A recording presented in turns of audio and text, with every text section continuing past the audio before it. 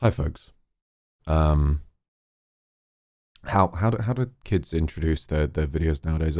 What up, everybody? It's your boy Ed here with another extraordinarily low effort update video, but I felt like making one because let's be fair, I basically did nothing YouTube wise anyway this year. Sorry, I'm not doing very well. That's probably where I should start.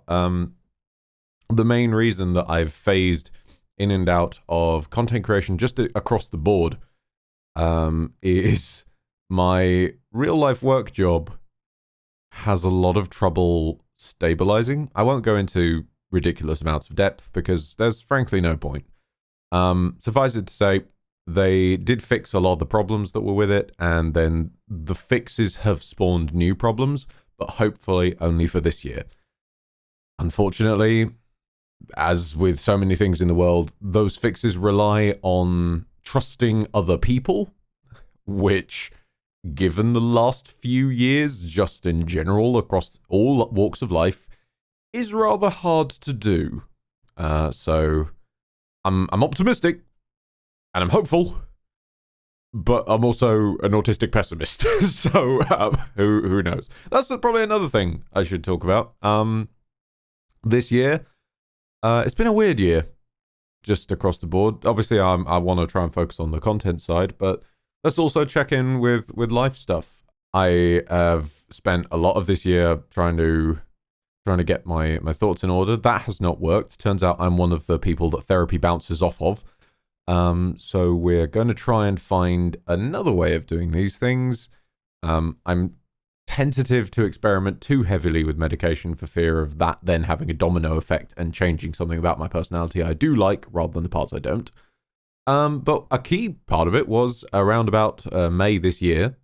I had finally, after 5 maybe years, 2017-ish. So yeah, 5 years or so of trying to do it on the NHS, and I finally got my autism assessment.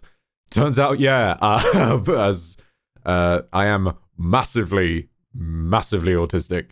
Like, in the nicest possible way, you have astoundingly low humanity. It's been interesting trying to come to terms with that. That's explained a hell of a lot of holes in my mind over my lifetime, really. Arguments and difficulties that I've had with people where I can't understand what I did wrong, or where I can now point to it and say, well, it was like 10 years ago. World wasn't quite as aware and quite as prepared, especially when we're talking about the educational spheres. But again, I don't want to go on about that. I mean, I don't even really know what this video is about. I'm just kind of rambling because I'm aware I haven't made a YouTube video in fucking forever. So I feel I should at least check in with you guys before we hit the winter holidays and before everything gets really jam-packed, annoyingly crushed up. So some things that have happened. Shadow of War is now finally finished. And on the strength of that, I think I'm going to say, as if it wasn't already obvious, that I'm basically going to step away officially, rather than phasing away unofficially from YouTube for a little while. And the reasoning for that is, if I'm honest, I'm not okay. I can get okay again. It's not hopeless, but at the moment, where I'm really stressed out from real life stuff, and it's not just work stuff, there's also personal shit going on, and a lot of health stuff as well that I don't really want to go into too much because I don't want to look at it too hard, otherwise it becomes a bit too real. I'm not really feeling in a great sort of creative juices flowing place. I don't want to script, I don't want to edit. I'm still going to keep streaming. I'm taking some time off at the moment, but I'm looking at coming back to that next weekend. Because that, as I've said so many times, is just a straightforward equation. Time in equals content out. But some things that I have managed to do are I've managed to get the VODs channel up and running, sort of. It takes a little longer for me to put up my VODs than most people because every single VOD I have to run through Adobe Premiere to make sure that the volume levels are all nice. I also like to make sure that I go through each VOD and just double check if there were any sort of points of strong glitch outs or where I start talking like that which is just pointless to include, or breaks, that kind of stuff. So I try and trim them down. Which means that obviously it takes a little bit longer because there's slightly more editing process than just the typical one that people will do of just press export to YouTube and bush bash bosh, there it goes. On top of that, we've had a couple of micro-technical revolutions.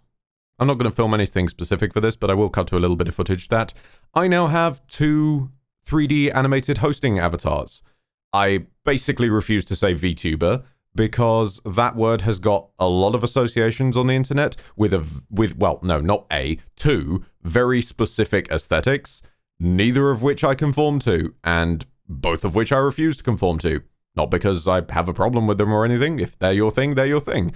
But I do think that they are oversaturated, and as the internet doing what the internet do, it has completely associated an entire genre with the loudest voices in it, rather than recognizing that there is bizarre things that you can do with the medium. I wish there were more people doing cool stuff with the medium. So that's been interesting. The one thing that is kind of annoying to me is that we are running out of December, and I don't have time to do the creative project that I want to do. I might as well just say it, just in case I never get around to doing it. Which is also, oddly, the reason I've never said about what it is. I've mentioned there's a creative project I wanted to do this year, and it was... I still, to this day, want to record a YouTube album. Just covers of particular songs that are meaningful to me. I just think it'd be fun, and it would be something I can leave behind, because death's been on my mind a lot this year, and...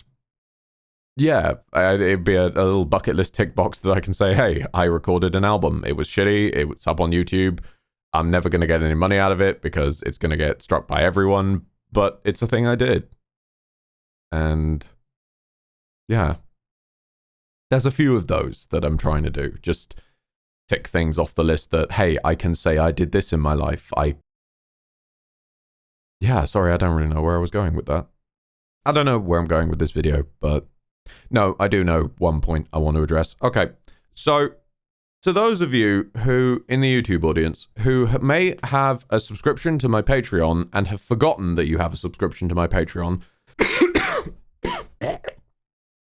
sorry, I'm going to just come out and say, log on to Patreon and unsubscribe from it. This is your reminder. If you have ignored this reminder or choose not to watch an update video because you're one of those people, that's on you.